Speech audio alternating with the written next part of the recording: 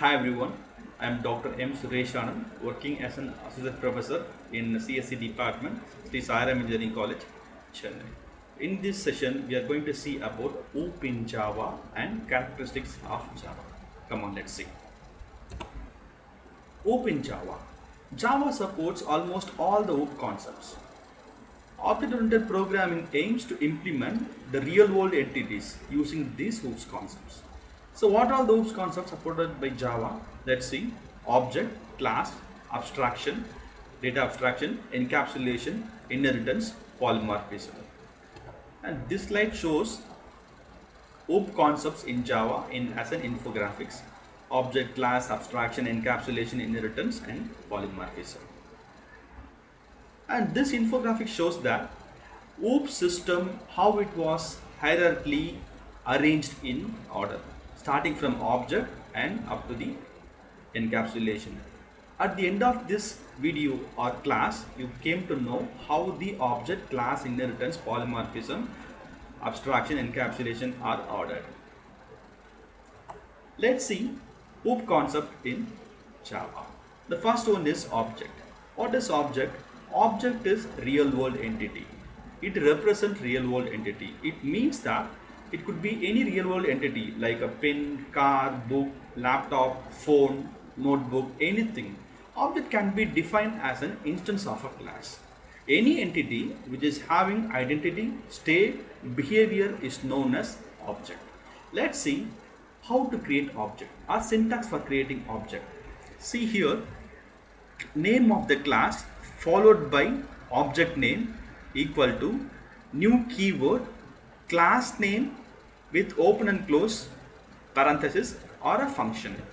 This is called constructor for initializing the values and variables for the object, and the new keyword is instantiating or allocating memory for this object belongs to this class. Let's see an example.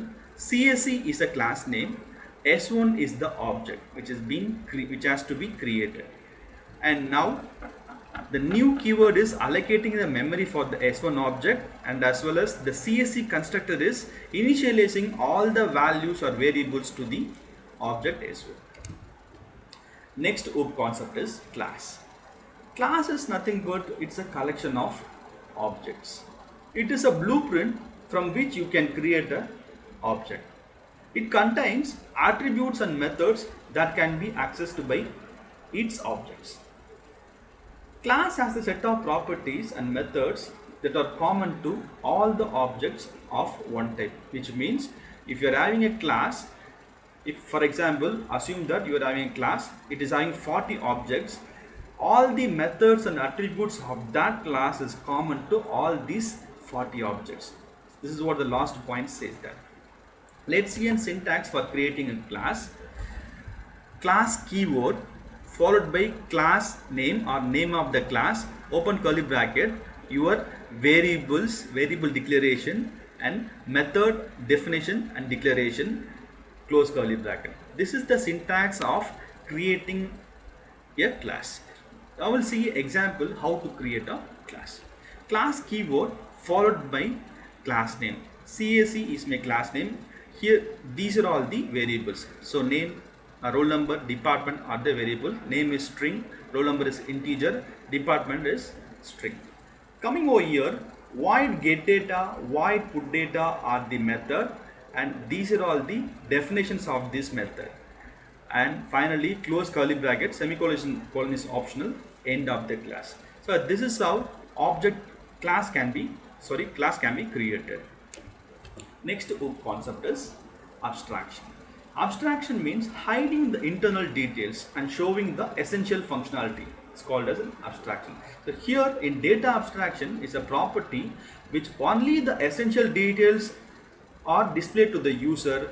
The background details are hidden to the user. This is what called as data abstraction. Let's see a real world example of data abstraction. For example, if you are using ATM, automatic teller machine, where you can withdraw cash, you can transfer money, or you can do some other transaction, bill payment, recharge, and as well as the mini statement retrieval. For these operations are basic operations to the user, whereas the internal technical details are hidden to the user.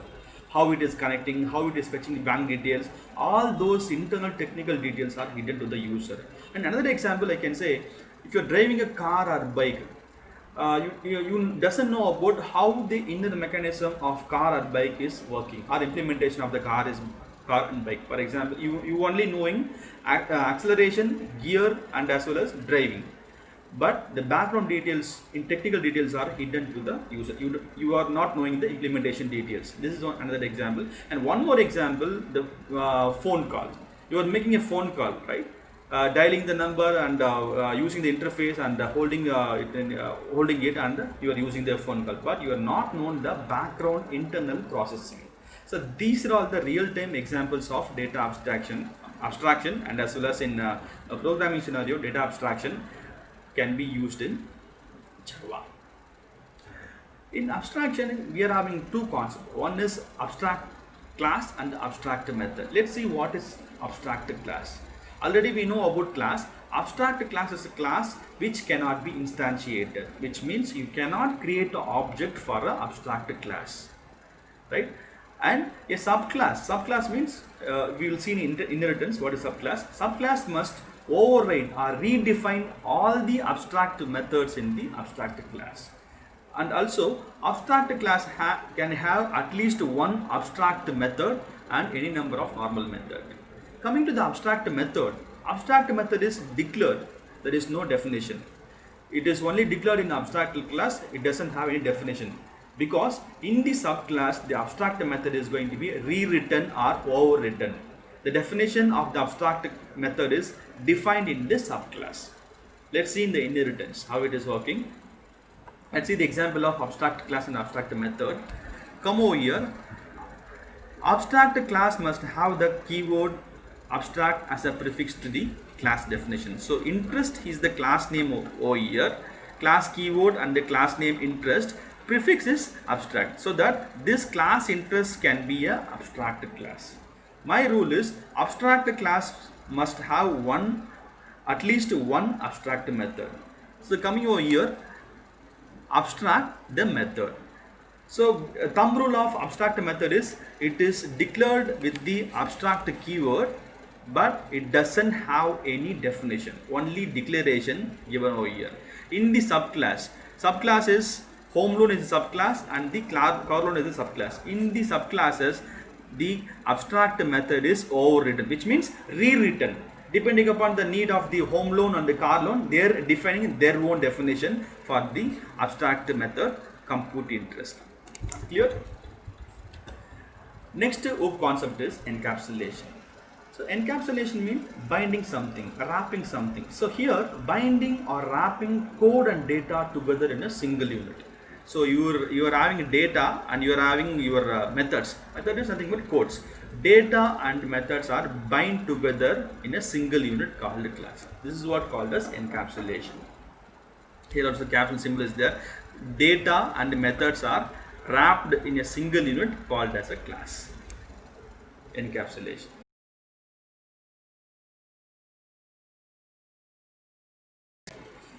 Let's see next OOP concept is inheritance. Inheritance means getting the properties or methods, variables, data from the other class. That's what called as inheritance. So here an object which acquire all the properties and behaviors of a parent object. One class is allowed to acquire or inherit the features, which means fields and methods, variables and methods from another class. Here we are having two classes, superclass and subclass. The class whose features are inherited is known as superclass, or base class, or parent class. Subclass. The subclass is the class inherits the other class is known as subclass, or derived class, or extended class, or child class. Right? Let's see an example. Superclass is giving the properties. Subclass is acquiring the properties. Superclass can be called as base class, subclass can be called as derived class, or for an understanding, this is called as parent, this is called as child. Let's see in syntax an example for inheritance. Syntax for inheritance, this is derived class, extends from the base class, right? So we'll see the example, we'll understand easily. Class parent is a class already there, the methods and variables given over here. And coming to over here, class child is a new class which is inheriting or acquiring the properties from the base class parent. I think you understand now.